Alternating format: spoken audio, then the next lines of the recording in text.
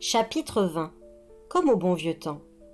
Persuadé que l'intuition de l'épouvanteur était la bonne et que nous trouverions le gobelin quelque part le long du lait qu'il avait indiqué, nous quittâmes Chipenden par la route du sud.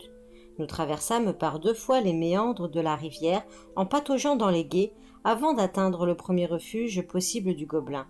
Une vieille grange encore munie d'un toit, même s'il fléchissait dangereusement. « Cet endroit est à l'abandon !» me fit remarquer Alice. « Un gobelin pourrait y avoir élu domicile ?» « Allons voir !» Nous fîmes le tour du bâtiment avant d'y pénétrer. Des oiseaux avaient bâti leur nid sous l'auvent, mais, à part leurs pépiments, tout était silencieux.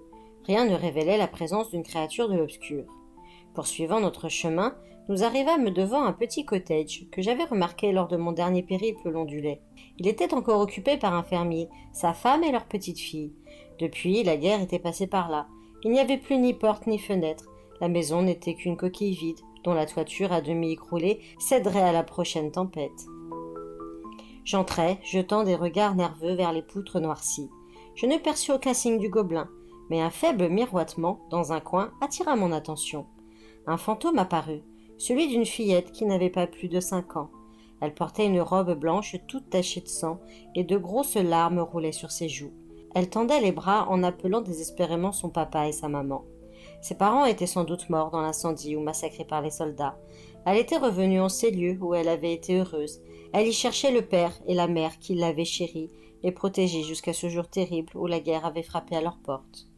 La main d'Alice se referma sur son bras. « Oh, Tom !» gémit-elle. « Aide là, s'il te plaît !»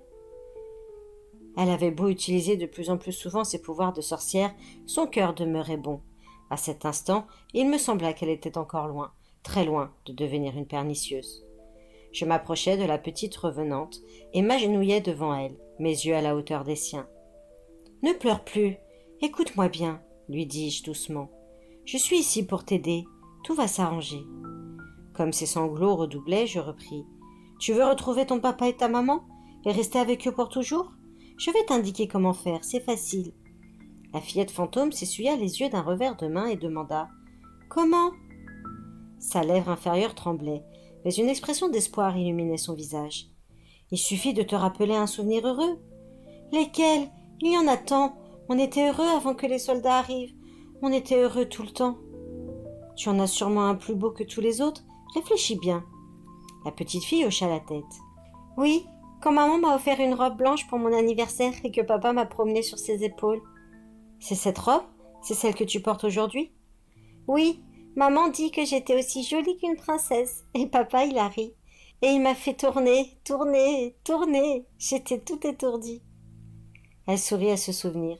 Les taches de sang s'effacèrent et sa robe prit une blancheur si éclatante que je clignai des yeux, ébloui. « Regarde dans la lumière, lui dis-je. Tu les vois, ton papa et ta maman ?» Les larmes roulaient toujours sur ses joues, mais cette fois, c'étaient des larmes de joie. Je sus que ses parents l'attendaient, les bras ouverts, et qu'ils l'appelaient. La petite fille me tourna le dos. Elle commença à s'éloigner, puis son image tremblota et elle disparut. Alice et moi reprîmes notre chemin en silence. Je me sentais bien. La tension entre nous s'était dissipée. Parfois, être apprenti épouvanteur me donnait de grandes satisfactions. 10 minutes plus tard, nous arrivions devant la menuiserie. Le gobelin s'était trouvé à son aise à cet endroit autrefois. Il y avait de fortes chances qu'il y soit retourné. La porte pendait sur ses gonds et l'atelier était désert. Il n'y avait cependant pas de traces de violence ou de destruction. La menuiserie avait simplement été abandonnée, probablement quand la nouvelle de l'attaque de Chipenden avait été connue. Et les ouvriers n'étaient pas revenus. Il faudrait du temps avant que la vie reprenne son cours dans le comté. Alors que je m'approchais de l'établi, le frisson glacé annonçant la présence d'une créature de l'obscur me courut le long du dos. Un ronronnement puissant s'éleva, si fort qu'il fit vibrer les outils dans les râteliers. C'était le gobelin-chat, et sa façon de ronronner était encourageante. Il se souvenait de moi. Aussi, d'une voix ferme, j'entamai aussitôt les négociations. « Mon maître, John Gregory, te prie de revenir à Chipenden. La maison est réparée. Elle a de nouveau un toit. Nous sommes très reconnaissants de tout ce que tu as fait pour nous autrefois, et nous souhaitons que notre association reprenne selon les mêmes termes qu'avant. » Il y eut un long silence, puis j'entendis des crissements. Le gobelin-chat se servait de ses griffes pour graver sa réponse sur une grosse planche posée contre le mur. Quand le bruit cessa, je m'avançai pour lire. « Grégory est vieux et affaibli. L'avenir t'appartient, Faisons un pacte. J'hésitais.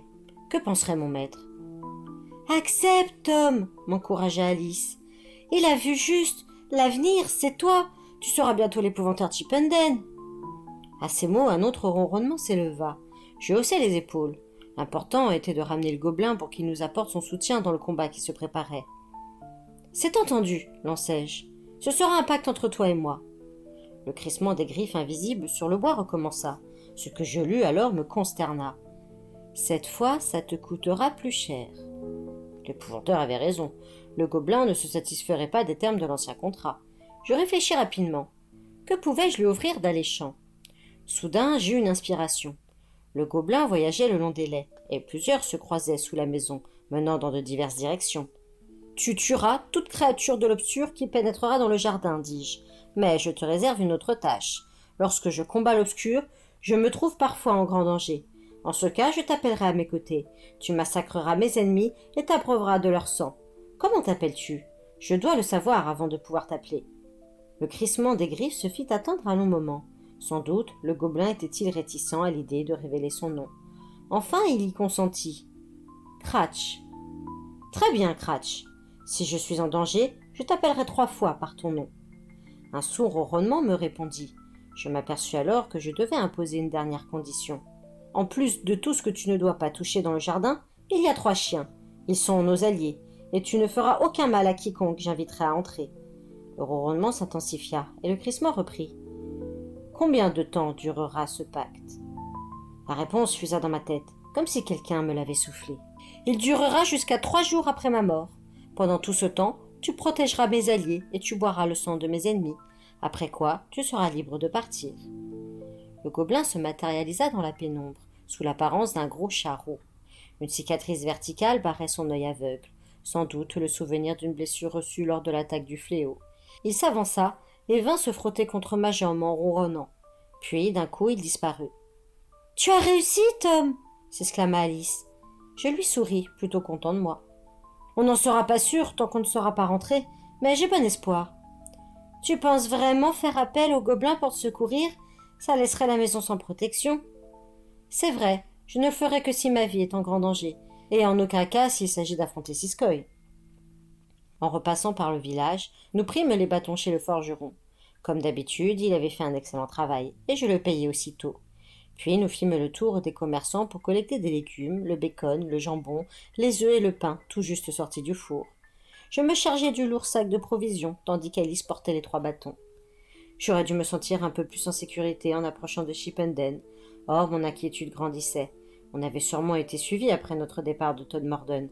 Les serviteurs du malin ne devraient pas être loin. Alors que nous remontions vers la maison, une silhouette apparut, et mon cœur fit une embardée. Puis je reconnus Grimalkin. La tueuse s'appuyait à un arbre, le sac de cuir, dont elle ne se séparait jamais, pendait à son épaule. Elle sourit, dévoilant ses dents pointues. « Tu as réussi !